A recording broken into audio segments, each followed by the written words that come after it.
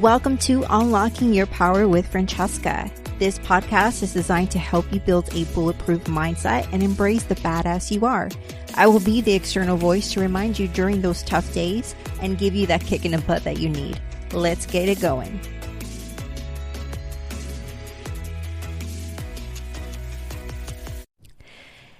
Hey everyone, welcome back to Unlocking Your Power, and I am your host, aka Francesca.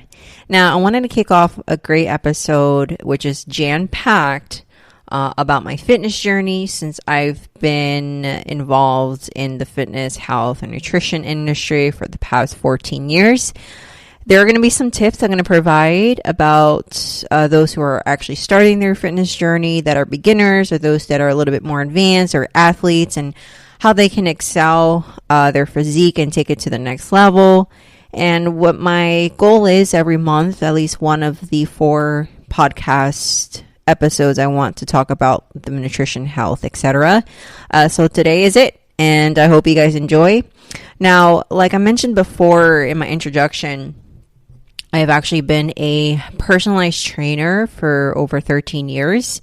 I specifically concentrate in nutrition, athletic performance. I do have certification in life coaching and got into mindset coaching to help gear towards to sports psychology and being able to amplify performance and being able to help athletes be the best that they can be and overcome a lot of the challenges to be an athlete. And I haven't been practicing a lot of this. I do want to get back into it. I do have a passion for it, but I feel like me being expressive of where I originated all of this from would help, but also how I can help others for those who have questions or concerns during this process. So a lot of people don't know a lot about my history or background. I actually was a competitive swimmer at the age of 7, and I competed in the Junior Olympics, and my actual goal back then was to be an Olympian, to be an Olympian swimmer. For those who are actually swimmers, so those who are involved in the sport would understand when I say this. I am actually a backstroker. I was an amazing backstroker. I was really fast. I wanted to be like Natalie Coughlin, which was my idol back then. And honestly, I wanted to go so far that my parents put me into swim camps. I train in Richmond, Virginia. I work with top coaches at Richmond University. I went to Michigan and actually met Janet Evans, which is an amazing Olympian back in the day, and I think in the 1990s. I was so fascinated of her demeanor, how she swam, and the kind of person she was. So I was blessed to have met her, and she inspired me. And how ironic, because I'm in Florida now, I'm in Orlando, Florida. I came down at the age of 10 to Claremont, Florida, which is a facility for those who are Olympians, and there's a facility that they train there, and I was able to work with an Olympian coach that isolated my techniques and my performance, and my career in swimming ended when I got pulled out of school because I was bullied, I was homeschooled, so that ended my career wanting to isolate that and being involved in the sport and go for varsity and etc. So the thing is that I never stopped playing sports. I was always athletic. My parents were athletic themselves. I got into soccer, rock climbing, track and field.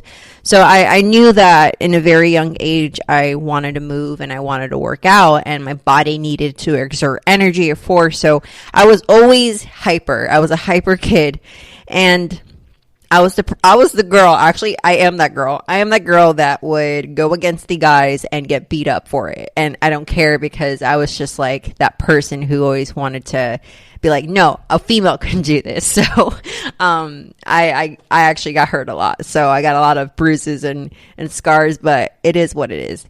I stumbled upon bodybuilding, which is my sport and still is. And I stumbled upon it when I was around 18. So it was later in the years I got into weightlifting. One of my first jobs was a swim instructor and a swim coach and a lifeguard. So since I was already in that sport, it was easy for me to transition and make money and being able to coach individuals. So a lot of the coaching came from that. And there was a gym in my hometown, which is Newburgh. It's called Goach Gym, Newburgh, New York.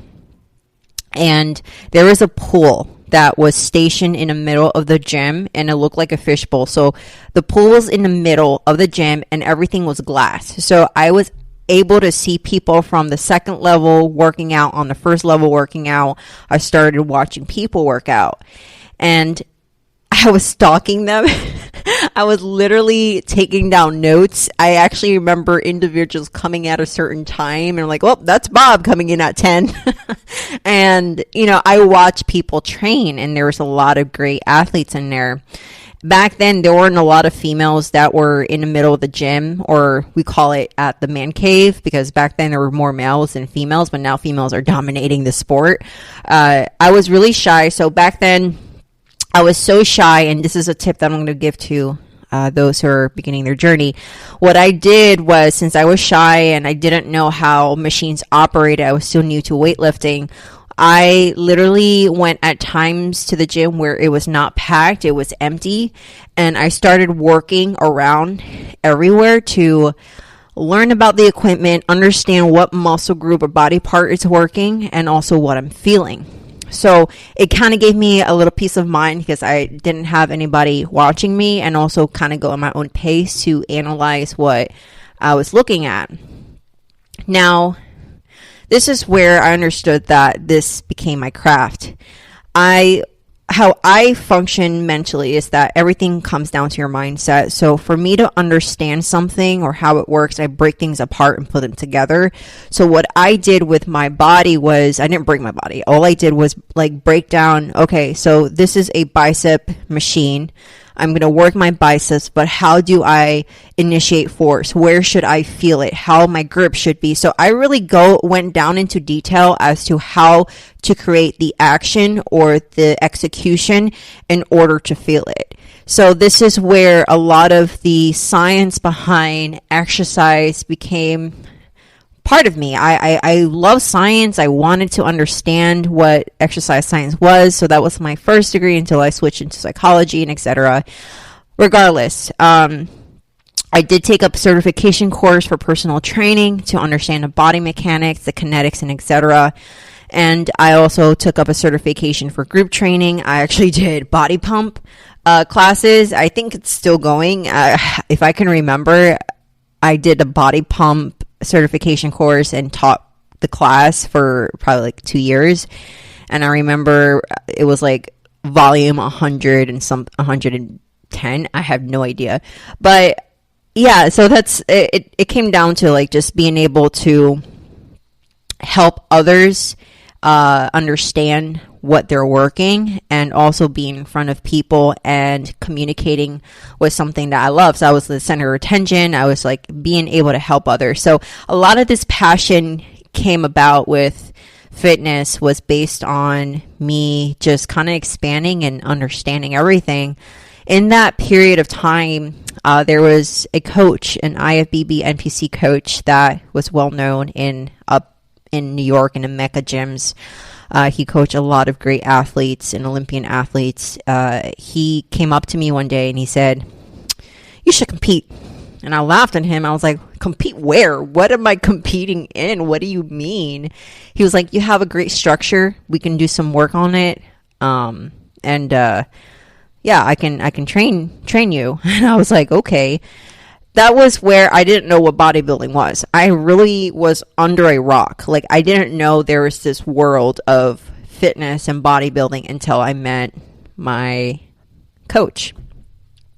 And with the kindness of his heart, he took me under his wings and he mentored me. He became like my second father and my mentor. And I did a lot of the training. But most importantly, he helped me understand the connection between your mind and your body. And I was so blessed to have him in my life at that period of time. because I was lost, and I knew that fitness and working out was my source of therapy.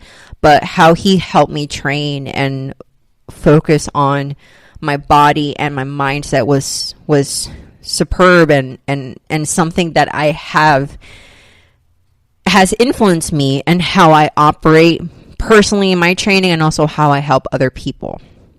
So in some way, I've been in a background of like NPC, helping people compete and etc. I never wanted to be in the forefront. I competed once, and it was a long time ago, but I know that I enjoy helping athletes to excel, helping people to excel.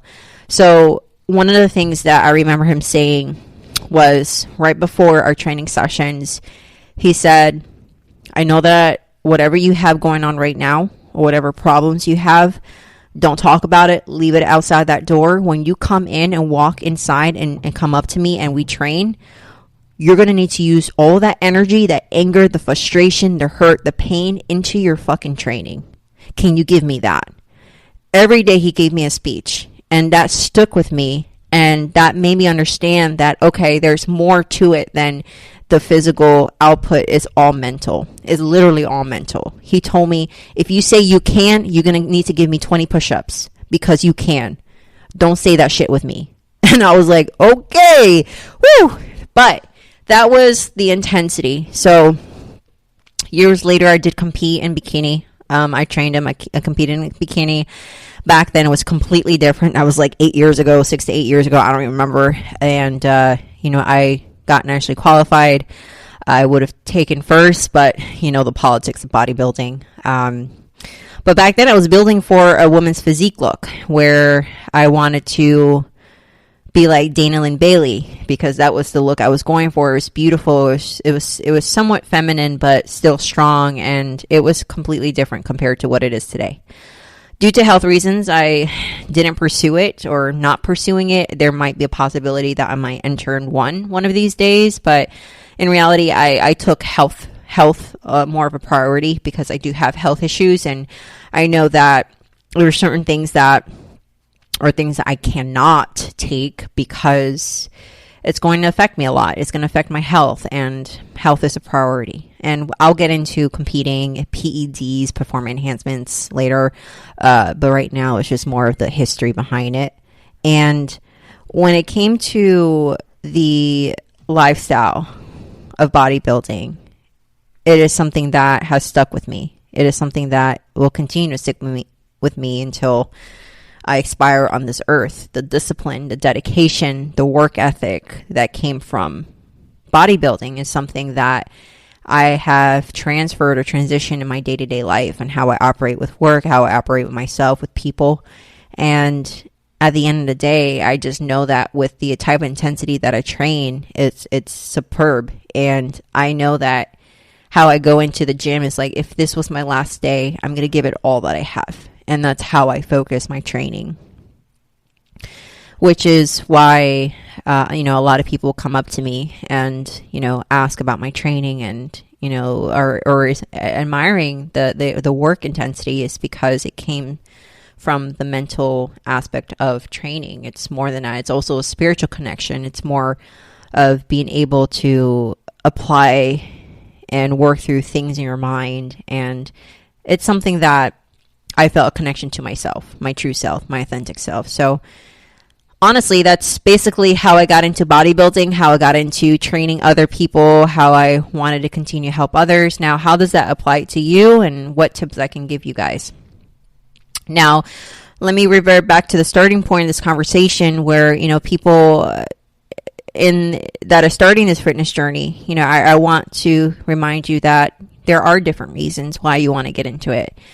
It can be to improve your overall health. It might be able to improve your goals fitness wise. It might be to make sure that, you're able to run and be able to be with your kids, or whatever it is. Everybody has that journey, and it's a personalized, customized journey, and it's always going to evolve over time. There's no endpoint. There's endless phases.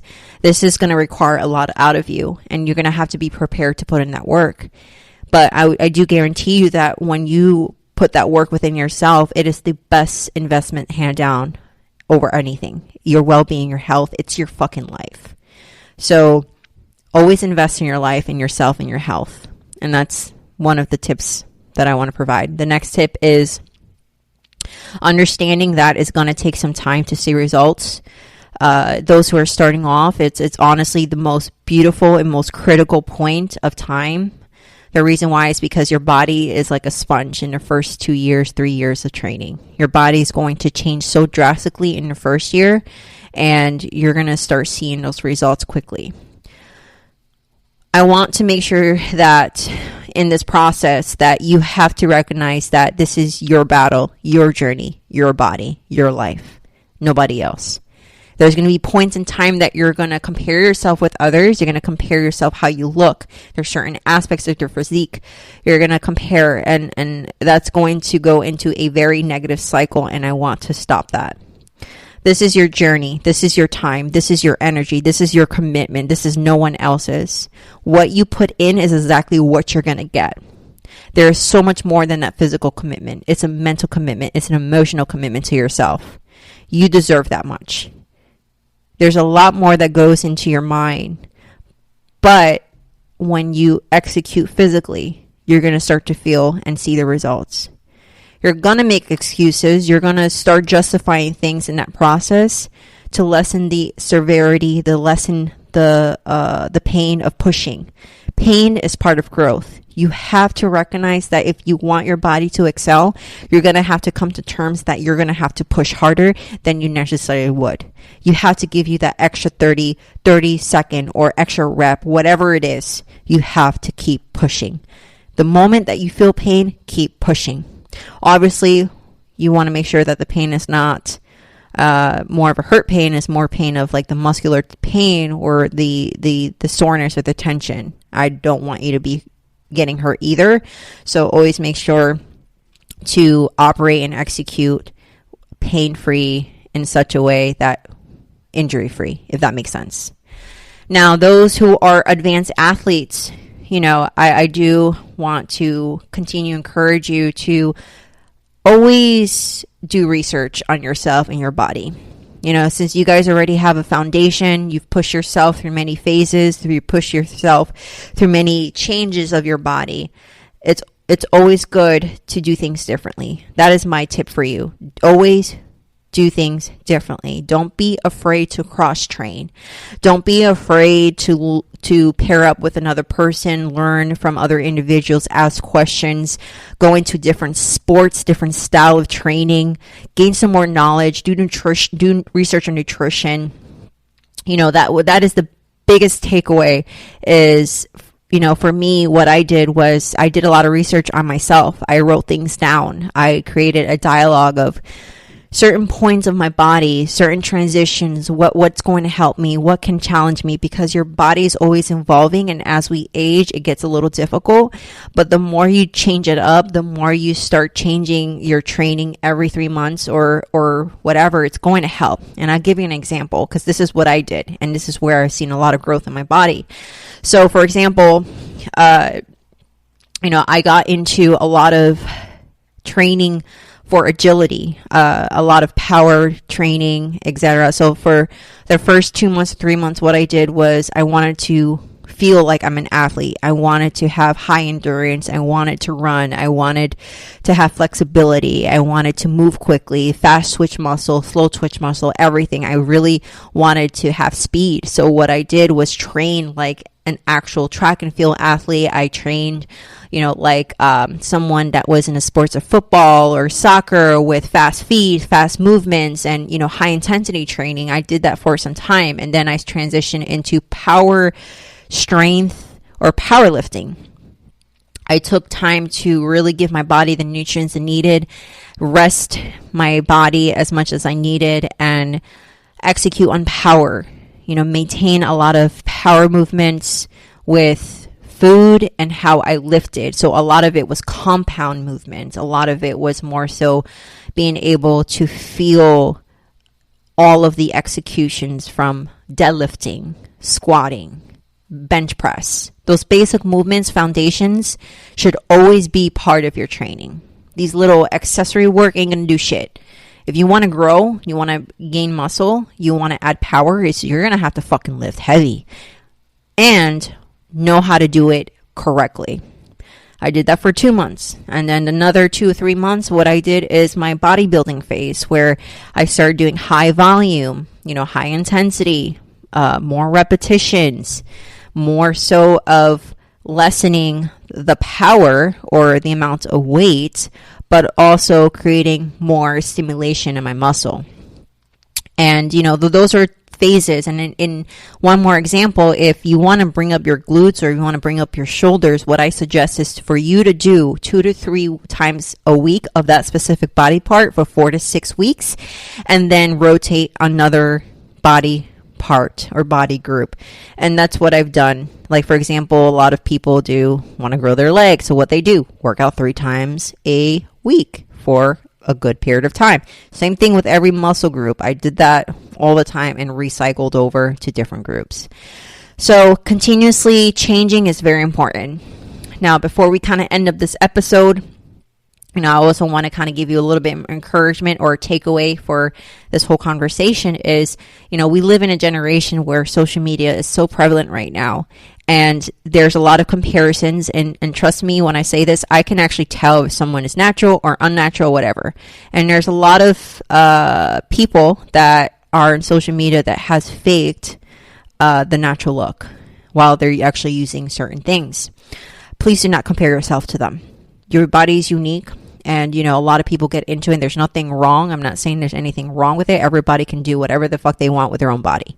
But what I do want to make sure that you understand that sometimes what you see and what you see of yourself and what you see on social media, and sometimes these looks can be hard to attain naturally. Please don't get hard on yourself. Look for people that are naturally built or are actually doing things for the sake of their health or doing things for the sake of wanting to live a healthy lifestyle. And if it's your aspiration or inspiration to look like that person, just know that you're never going to look that way. You might look similar or the same or better, but this is your body. You can choose to go as far as you want safely. So please make sure that you do not compare yourself. Comparison is so hard. And trust me, I do that sometimes. And sometimes I am out of social media for quite some time, not looking. And sometimes I unfollow people because I don't want that reminder that I'm not that way. So do things that are healthy for you mentally so that it can help you continuously achieve your goal.